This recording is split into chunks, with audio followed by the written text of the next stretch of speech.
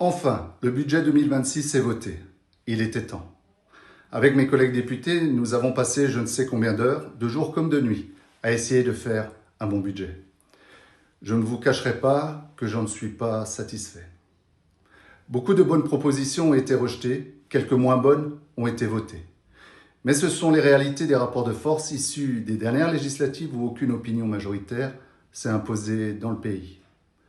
Le recours à l'article 49-3 était devenu inévitable pour faire adopter le projet de loi de finances.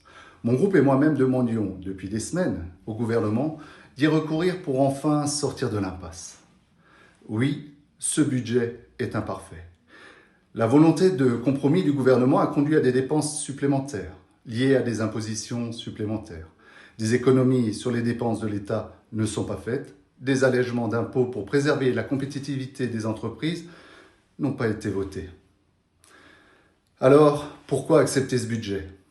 Pour autant, dans le texte final, l'essentiel est préservé.